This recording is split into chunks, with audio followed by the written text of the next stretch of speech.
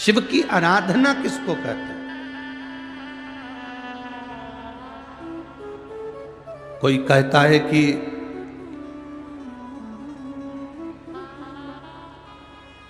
क्यों भटक रहे हो, क्यों जा रहे हो यहां वहां।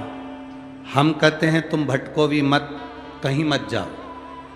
तुम्हारे घर के नजदीक में जो शंकर का शिवालय हो, तुम्हारे घर के नजदीक में जो शंकर का मंदिर हो, शिव मंदिर हो, शिवालय हो, उस शिवालय में जाकर एक लोटा जल प्रतिदिन चढ़ाना प्रारंभ करो।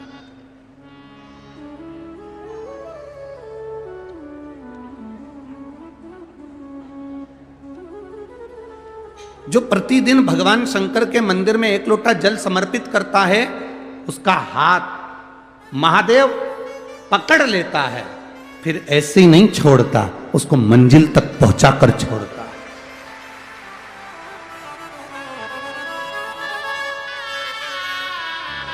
वो ऐसे ही नहीं छूट सकता।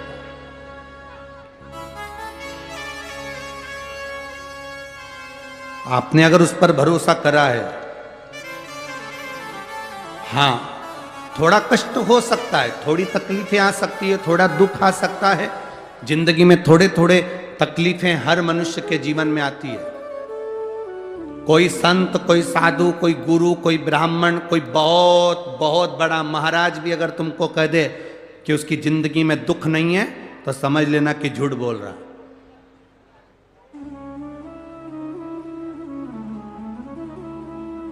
मेरे राम जी महाराज भी इस पृथ्वी पर जन्मे तो उनकी जिंदगी में भी दुख आया।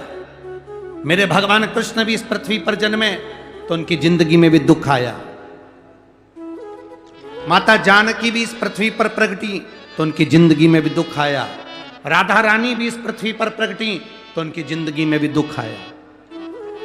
संसार में अगर जन्म लिया है, मृत्यु लोक में अगर तुम पैदा हुए हो, पृथ्वी पर अगर तुम आए हो, तो तुम्हारी जिंदगी में दुख ये नहीं कि नहीं आएगा।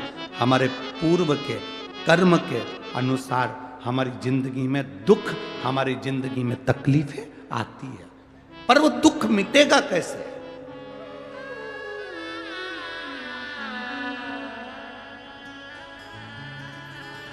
राम जी का दुख कैसे मिटा था? राम पथ गमन में जहां जहां चलकर देखो, चलो आपके पास में है पंचवटी,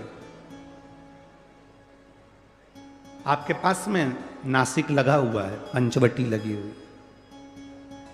ये कथा 19 तारीख को पूर्ण हो जाएगी। 21 तारीख को नासिक में माता गोदावरी के तट पर पंचवटी में 5 दिवसीय कार्तिक महीने में कथा लोगों को श्रवण करने के लिए भक्तों को मिल जाएगी। आपके नजदीक में लगी है पंचवटी, चलो जाओ। जितने राम जी महाराज अयोध्या से लंका तक गए, उसके बीच में जितने राम जी के मंदिर नहीं है, उससे अधिक शंकर जी के मंदिर हैं। उसका कारण केवल एक है, राम जी जहां रुकते थे वहां शंकर भगवान के शिवलिंग की स्थापना करते थे, पूजन करते थे, और वहां से फिर आगे बढ़ते थे, फिर आगे बढ़ते थे, फिर आगे बढ़ते थे। बिना शंकर की आराधना के, बिना शंकर भगवान को एक लोटा जल चढ़ाए बिना मेरे राम जी महाराज आगे बढ़ते ही नहीं थे। भगवान कृष्ण के जीवन का चरित्र उठाकर देखो। मेरे ठाकुर जी का नियम था, एक लोटा जल चढ़ाए बिना कृष्ण आगे बढ़ते नहीं थे। श्री दशरथ जी महाराज के जीवन चरित्र को उठाकर देखिए। सूर्य नारायण भगवान को जल और शंकर भगवान को जल चढ़ाए बिना दशरथ जी महाराज आगे बढ़ते नहीं थे। श्री जनक जी महाराज के चरित्र को उठाकर देखिए। एक लोटा जल चढ़ाए बिना जनक जी महाराज अपनी सभा में नहीं जाते थे।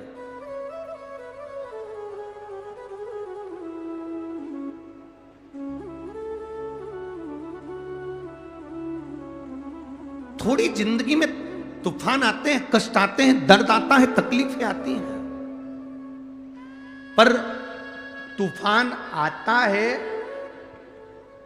तो पता चलता है ना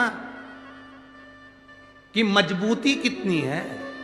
अभी पता चला। श्री शिवाय नमस्तुभ्यम। चला कि नहीं चला? अरे बोलो तो जम के। पता चला ना कि मजबूती कितनी है। ये हवा चलती है, तूफान आता है, तब पता चलता है मजबूती कितनी है। उसी तरह दूसरे धर्म के लोग तुम्हें डिगाने के लिए आगे बढ़ते हैं, पर तुम्हारे भीतर का सनातन धर्म दिखा देता है कि मजबूती कितनी।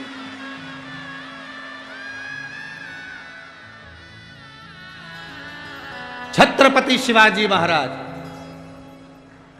जिनकी माता ने कहा कि बेटा सामने किला है और वो किला मुझे चाहिए, शिवाजी कहते हैं माँ क्या बात करती हो, ये किला वहाँ कितना कितना सैनिकों का बल भरा पड़ा हुआ है और मेरे पास में कुछ भी नहीं है, मेरे पास कुछ भी नहीं। श्री शिवाय नमस्तुभ्यं। जीजाबाई के शब्द जब श्रवण किए, छत्रपति शिवाजी महाराज को छत्रपति का संबोधन स्वयं उनकी माता ने दिया है, स्वयं उनकी माता ने।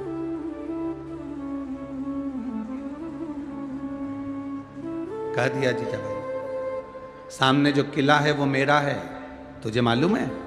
हाँ मां, मैंने सुना है, ये किला अपना है, फिर कब्जा दूसरे का है। हर हर महादेव। छत्रपति शिवाजी ने कहा बहुत भारी सेना है उसके पास में, बहुत बल है उसके पास में, सेना प्रबल है उसके पास में, मेरे पास इतनी सेना नहीं है। मां ने कह दिया शिवाजी तेरे बस की बात नहीं है, मैं खुद जाऊंगी और किला लेकर आऊंगी। स्वयं शिवाजी ने सुना कि मां स्वयं किला लेने के लिए जा रही है, स्वयं किला। मां